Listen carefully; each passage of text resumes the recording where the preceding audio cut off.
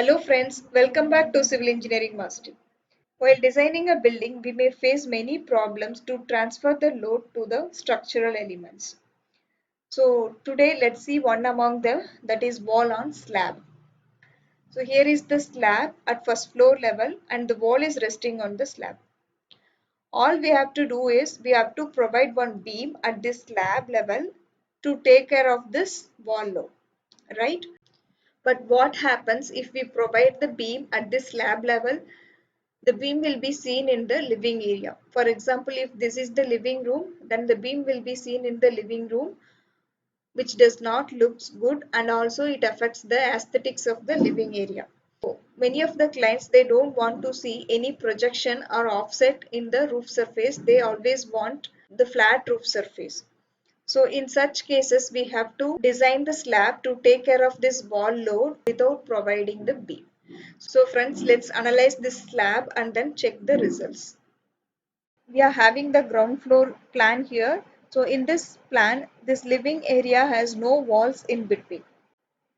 Imagine in the first floor, if they extend this wall till here like this, if they wanted to construct some roof above the living area, so this wall has to be closed like this. So in that case, what we have to do, we cannot provide the beam below this wall, because that wall will be seen from the living room, and that offset of the beam in the living area does not look good, and it affects the aesthetic of that living room. So this is the model slab which we are going to analyze in StatPro. So the size of the slab is 20 by 15 feet, and this is the wall which is resting on the slab. So let's open the STAD and then let's create the model. We have the node here.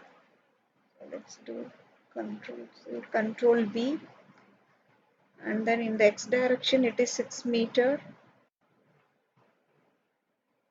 and again in the Z direction it is 5 meters, and again let's select this control C, control V, in the X direction 6 meter. So we got the slab. Now let's add the beam.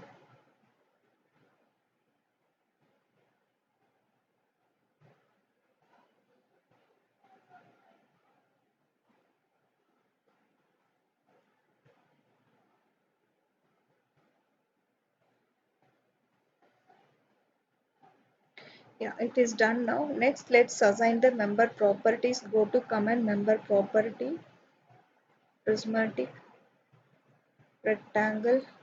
Let's have the beam sizes 450 mm, depth and then width 225 mm. And next we have to define the thickness, the slab thickness 150 mm. Select all the beams and then give assign. So member properties are assigned now. Next, let's create the support specification, pin support.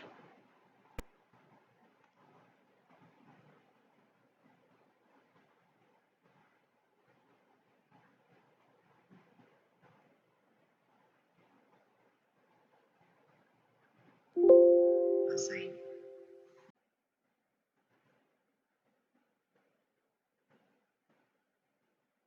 Let's add the plates and then let's do the meshing. Generate plate mesh, quadrilateral meshing. So in the 5 meter length, I'm dividing into 25 divisions because I need to get the mesh size as 0.2 by 0.2, and in the 6 meter length, I'm dividing into 30 pots, and then again 25 and then again 30. Give apply. Let me show you the size, mesh size. You can see 0.2 by 0.2, so that it will be easy for me to apply the load on this strip. So somewhere here wall load is coming, right? Around 4 meter length wall load is coming. So let's apply. Yeah, this is 4 meter length, and then this strip we can apply wall load. So let's assign the member properties now. Go to command member property, prismatic.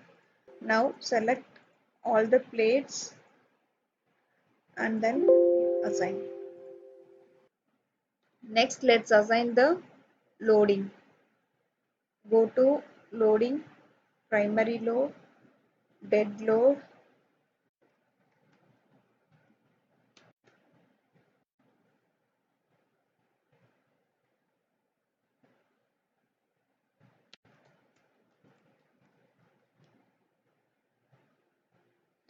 So we have added the load cases. So before assigning the loads, let's see how do we arrive the loading details. So here the slab thickness is 150 mm. Let's see the loading details. First one is dead load. So self weight we have to calculate. And the next one is partition load, which is 1 kilonewton per square meter, and floor finish load also 1 kilonewton per square meter. Next we have to calculate the main wall load, which is coming on this periphery of the wall. So that is wall thickness is 225 mm, and then 3 meter is the floor height, and 7 is the density of AAC block.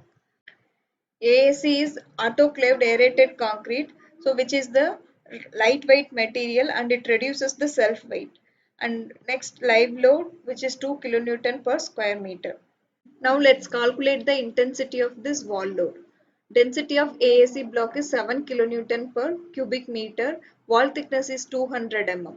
So we need to calculate the intensity of UDL and then we can apply that one on the plate strip. Intensity of UDL is density multiplied by the floor height. So which is 3 meter, and then we get 21 kilonewton per square meter as intensity of UDL. This one we have to apply on the plate strip. Let's add the loads. Dead load, add. First let's add the wall load. Main wall load as 4.725 kilonewton per meter, and then let's add the plate pressure. Partition wall load 1 kilonewton per square meter. Next, let's add the floor finish load as 1 kilonewton per square meter, and then let's add the intensity of UDL as 21 kilonewton per square meter. Let's add the self weight and then live load. Let's add the plate pressure as 2 kilonewton per square meter. Yeah, that's all.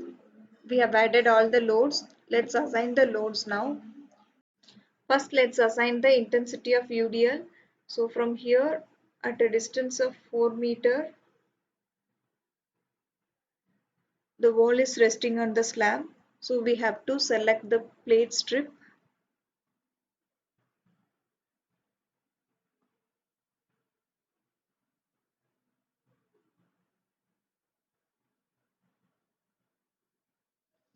Thickness of the wall is 200 mm. So that is why I took the mesh size as 200 mm by 200 mm. So the strip is selected. Now let's assign the load. Assign to selected. Assign. See, the load is assigned. Next, let's select all the plate elements and then assign the partition load. Again, let's select all the plate elements and then assign the floor finish load.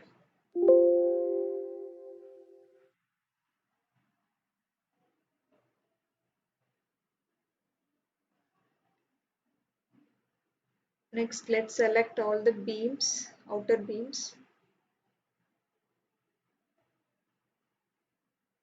and then assign this UDL.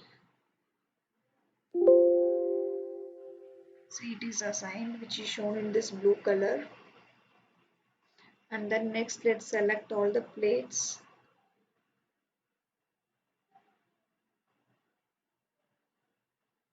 Let's assign the live load.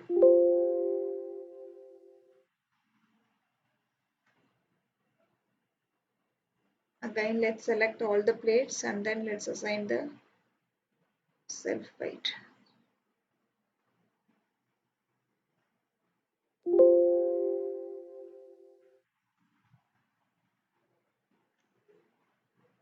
Next, select all the beams, assign self.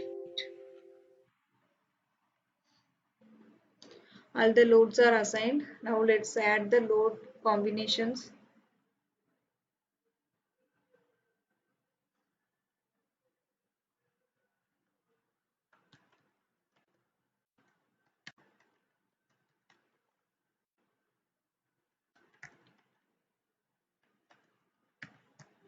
Load combination 3, which is 1 times dead load plus live load.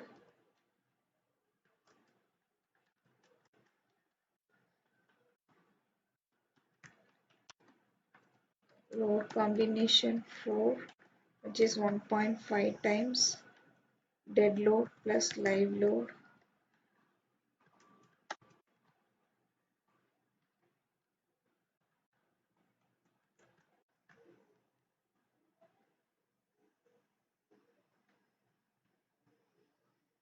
Save and then close. So load combinations are also added here. Now let's do the analysis.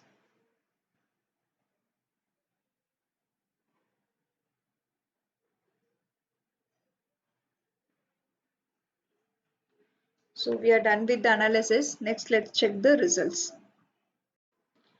Go to post processing mode. Select 1 times dead load plus live load. Apply OK. First, let's check for deflection.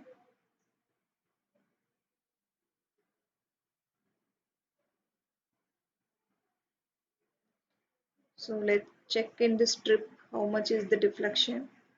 So select this plate and then double click. So you can see here 8 mm is the maximum, and then again we can check with this plate.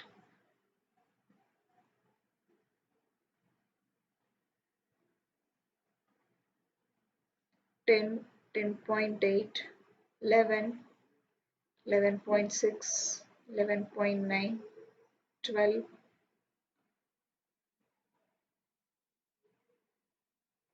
12.3. See, it is reducing.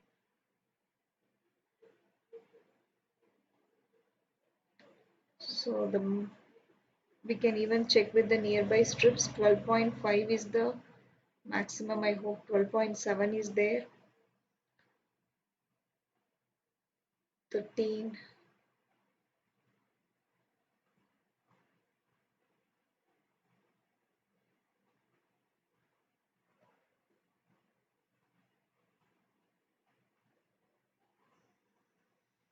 And this side also you can check. See, this side it is less. Towards the mid span it is getting increased. Around this strip the wall is coming, and here we are getting maximum deflection as 13. Somewhere we could, yeah, here we have 13, 13.077. Next, let's check the stress contour. Right click structural diagrams, plate stress contour, and then select MY, apply, OK.